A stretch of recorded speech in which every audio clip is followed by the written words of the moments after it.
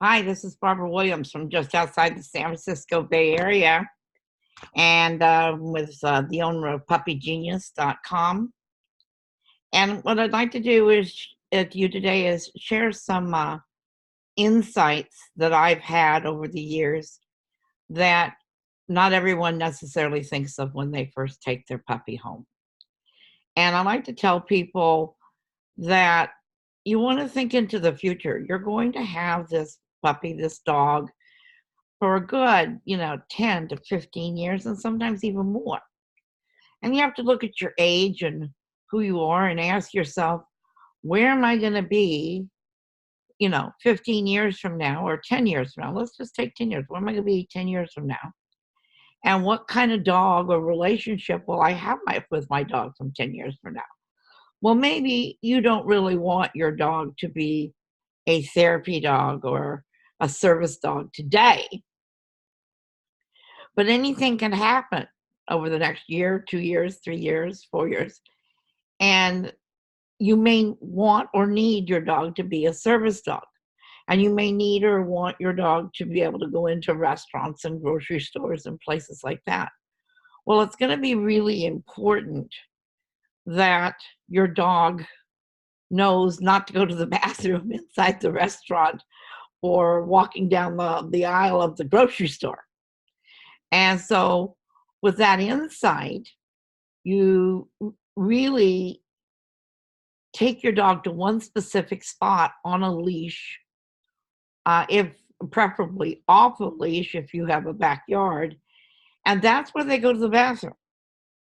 When you take your dog for a walk, that's not the time for them to go to the bathroom. Because basically, inadvertently, you're teaching your dog that it's okay to go to the bathroom on the dog leash. And how's he supposed to know the difference between going to the bathroom on the dog leash and going to the bathroom on the dog leash in the grocery store? Because the grocery store isn't your house. You know what I mean? And so it's just thinking about these little things. You may not really want to take your dog to travel with you today, but you may have a need for your dog to travel with you in the future.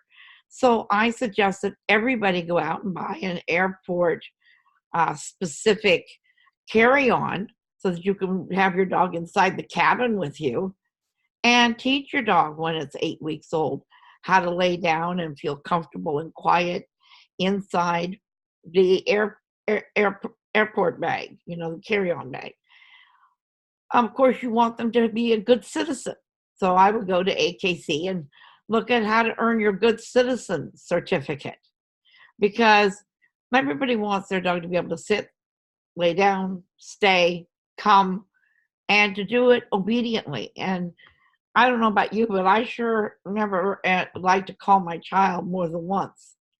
And why would I want to call my dog more than once? I mean, if I say, Katie, come, I want Katie to come now, not yesterday. I want her to come right now, and I want her to come without me having to repeat myself 20 times. Because, see, we teach our dogs a lot of times what we don't want to teach them.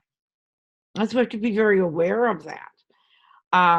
When you tell your dog, the other day I was working with my dog, Sasha, and I told her to sit, and she didn't do it, but she knows what sit is. So I just stared at her straight in the eyes, didn't say sit again, didn't do anything. I just stared at her until she sat down, and then I praised her. So, get in tune with your dog and that communication, because you're going to be happier later on, and so is your dog.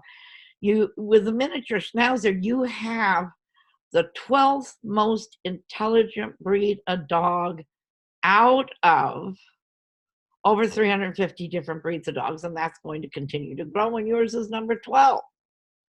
So why would you want that to go to waste? I would be out there training my dog as many things as I can.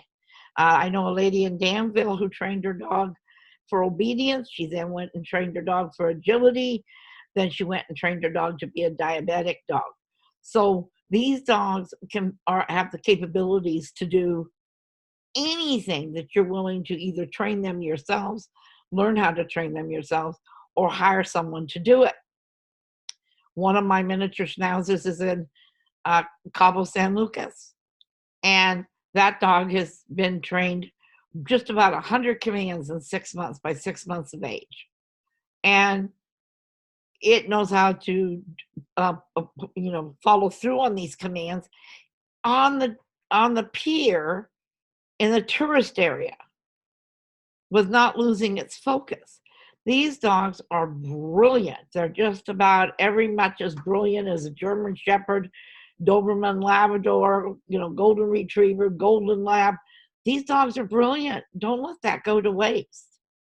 The best time to train your dog is early on and get your dog accustomed to training so that later on you can build on that. And it's much like children. I mean, if you look, anytime you get stuck and you don't know what to do with your dog, you ask yourself, what would I do if this was a child? And odds are you'll be able to find the answer.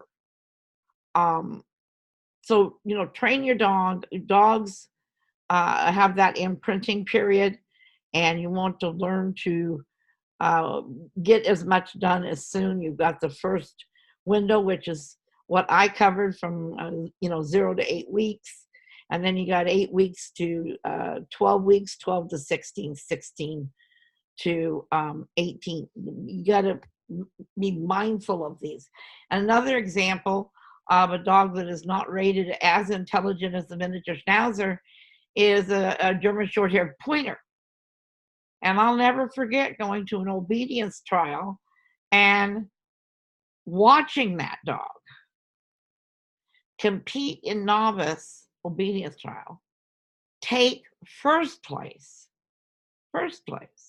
out of all the contendants and the contestants, and the dog had to walk off leash, on leash, do a figure 8 off leash with between 2 people, long sit, long down, many off leash commands. It learned how to do all these things and take first place by the age of 6 months old. So don't underestimate your dog based on size. Don't underestimate your dog based on anything, age, size, anything. These dogs are ready to learn, and they're ready to learn now. I've even had a couple miniature schnauzers I was actually able to play with and train as young as 6 weeks old. Now, they're not all ready at 6 weeks old, but they're pretty much all ready at 8 weeks old. So enjoy your dog. Get out there and do what you need to do. And again, this is Barbara Williams from just outside the San Francisco Bay Area with Zerugan Kennel and puppygenius.com. Thanks much, and bye for now.